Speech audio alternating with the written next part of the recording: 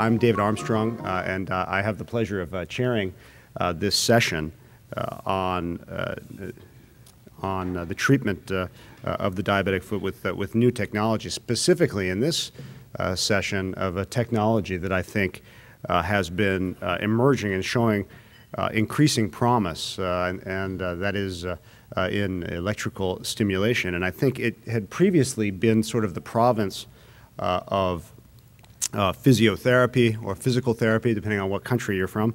But I think as more and more data have emerged and better technologies to treat the problem and more consistently, I think there's been a lot more interest in this area amongst a whole wide variety of specialists. And we have two specialists and clinical researchers here today that are sort of sine qua non, that are really the best in the world in this area, clinically and academically, and it's my pleasure to have them here with you. I've been told and I've been given notes to tell you to silence your cell phones and pagers. Please put them on a very pleasant vibrate, and you can have people call you all day. It'll be a nice massage.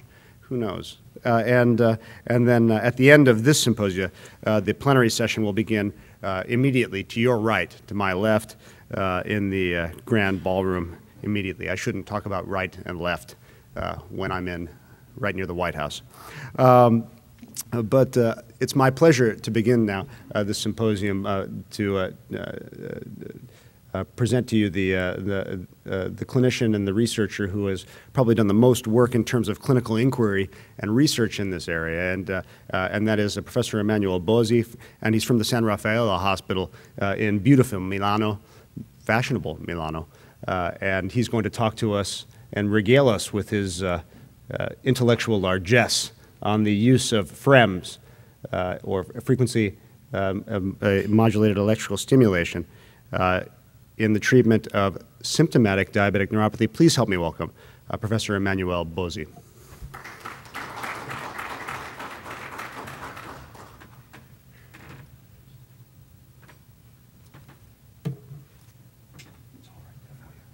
I'll show you, please. There, and right here for the line. Okay. You got it. So thank you for this very kind introduction. Good morning, everybody. My talk today is about the use of FREMS in the treatment of symptomatic diabetic neuropathy. As you may know, electrotherapies in diabetic neuropathy are not a great novelty. We have to consider that diabetic neuropathy is a quite common and potentially disabling complication affecting diabetes with both type 1 and type 2 diabetes. Microangiopathy is the underlying pathogenetic hallmark of this chronic complication, and the major pathogenetic determinant is chronic hyperglycemia. A wide range of electrotherapies have been proposed over the years to treat diabetic neuropathy. The rationale of using electrotherapy or magnetic stimulation is the possible enhancement of microcirculation and endoneural blood flow, just contrasting the pathogenesis of this complication and other some yet poorly understood mechanisms, such as the possible masking of pain gate. However, despite the fact that several electrotherapies have been presented over the years, only TENS, the transcutaneous electrical nerve stimulation, is currently recommended by the American Academy of Neurology. FREMS is a novel and original kind of electrical stimulation developed by Lawrence Biotech, and this technology is different from TENS and other existing electrotherapies. Here you see the profile of the pulse. Basically, the FREMS is based on a biphasic pulse, negative and positive, that is asymmetric and electrically balanced. We can recognize a first active phase characterized by a high negative voltage spike down to 300 volts of an extra short duration, only between 10 and 100 microseconds. This allows the depolarization of cellular membrane, and after this active phase, a recharging phase follows, characterized by a low voltage and a longer duration. Just to make some comparison in this table between FREMS and the more known TENS, differences are quite apparent. The profile of the pulse, as I just showed you, is biphasic in FREMS, while in TENS is usually following square or sinusoidal wave. The amplitude is much higher in FREMS, up to 300 volts. The frequency is low and variable, typically around 50 hertz, but sorry, I don't see. Typically around 50 hertz, while the pulse duration is very short and again variable, in contrast with TENS that is delivered at regular intervals. Just to make you an example, these are the profile of this kind of stimulation, and the difference between the two technologies is quite different. And this is how it appears. This is, of course, a transcutaneous system of neural stimulation. In the year 2005, we published the first clinical trial on FREMS in patients affected by painful diabetic neuropathy.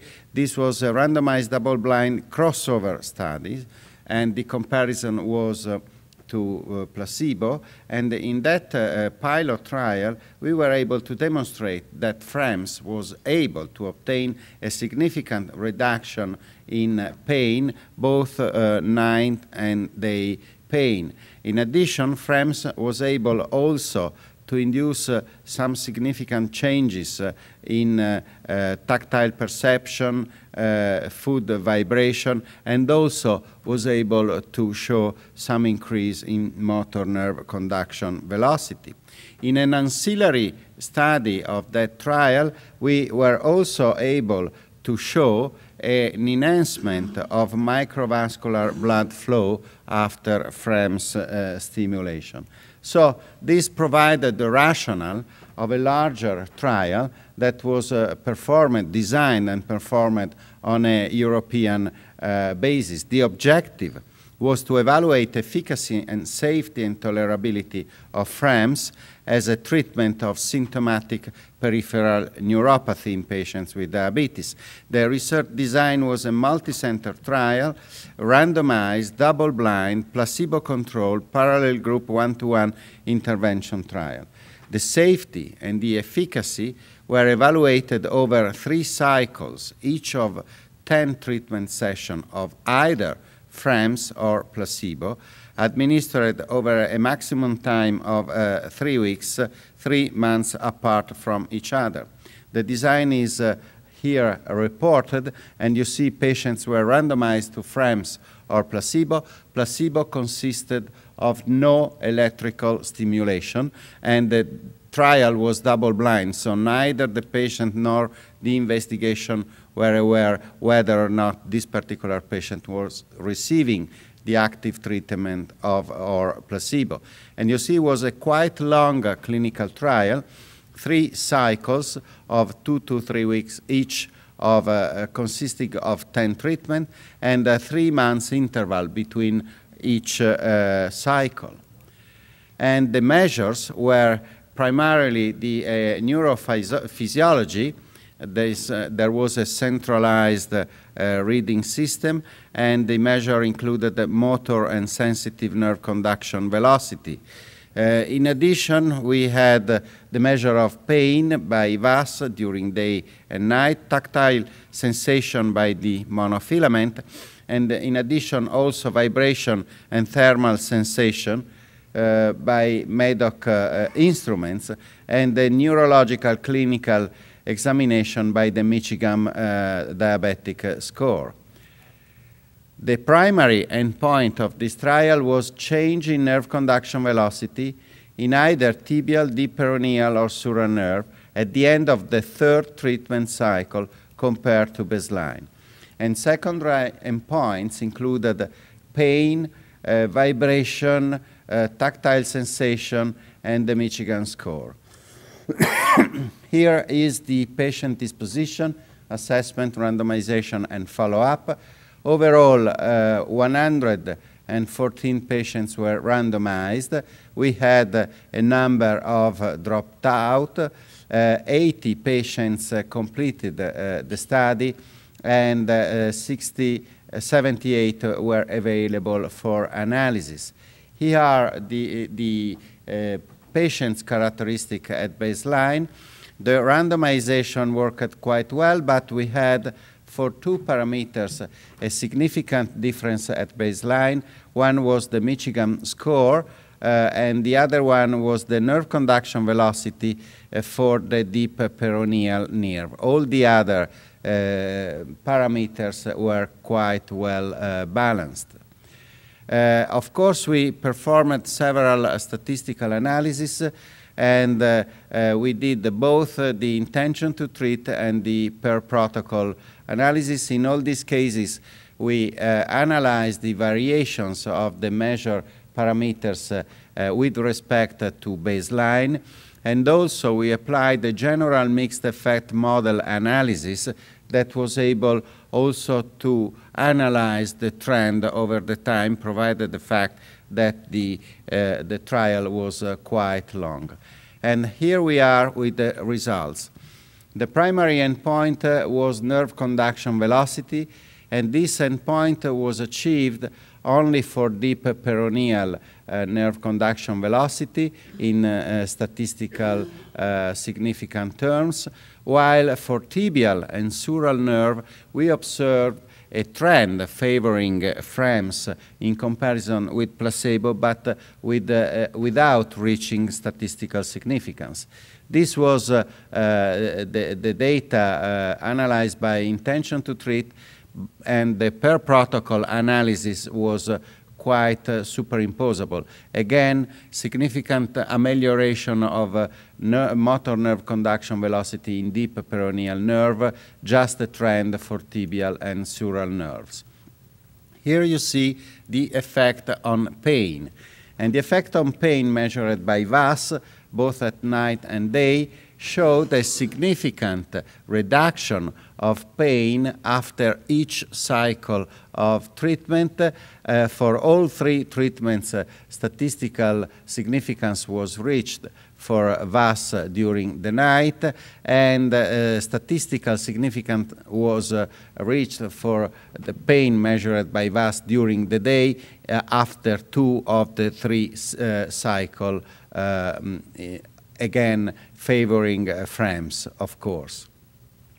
Moving to tactile sensation measured by monofilament, the index was showing an amelioration in the right foot at T4 with the trend in all the other time points, while on the left foot the improvement after FREMS treatment was statistically significant at T4 and T6. T6 was the last measurement during the clinical trial.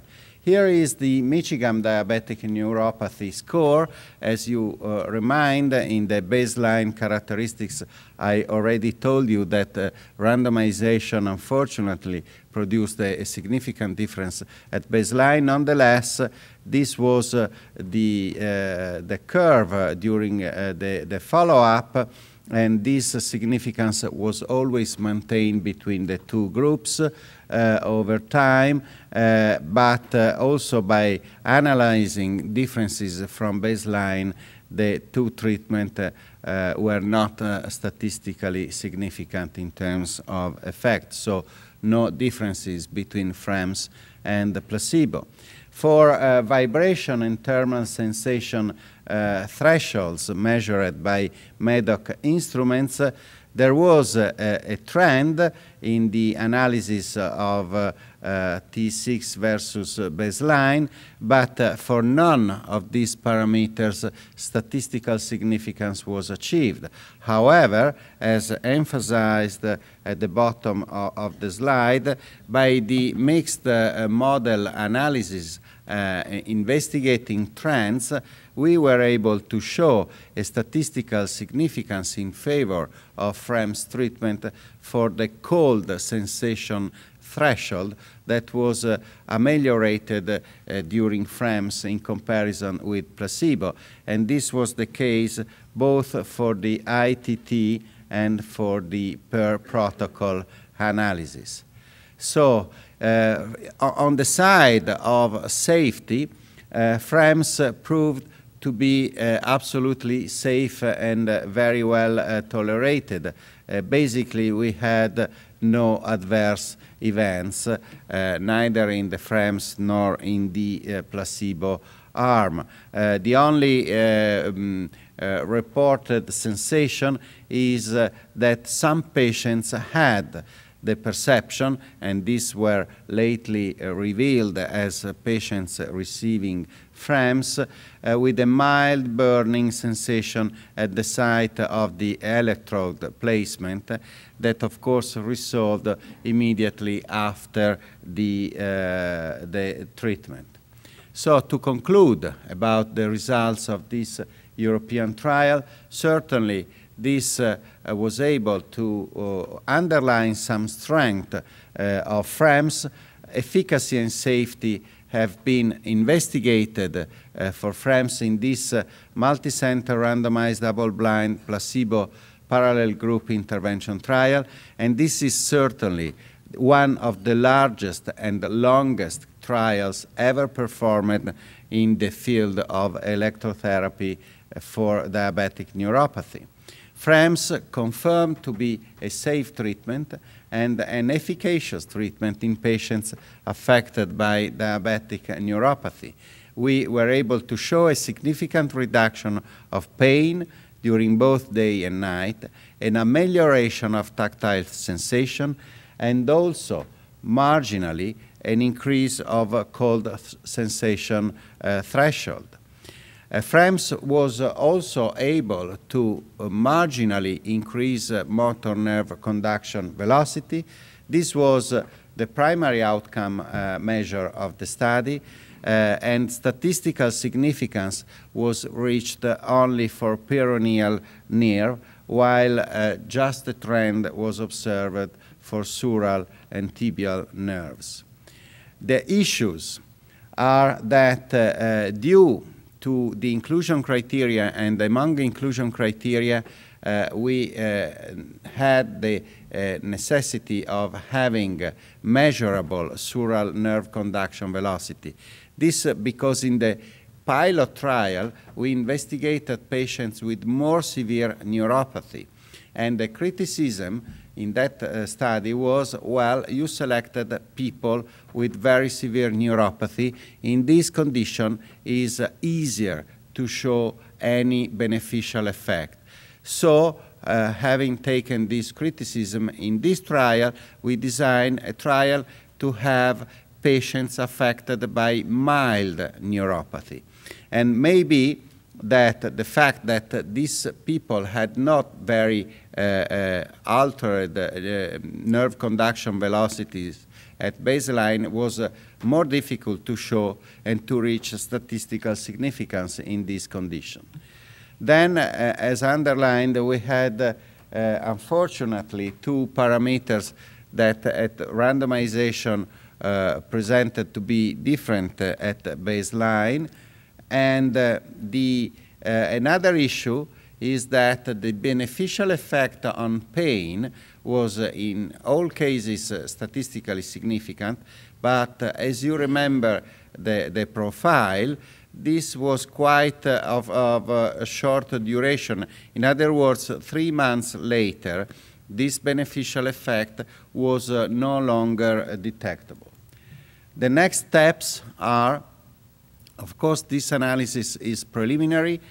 We have other parameters including indexes, other neurophysiological measures, the concomitant medication, so the possible reduction in the number and doses of medications, and other parameters are under analysis. Also, we collected and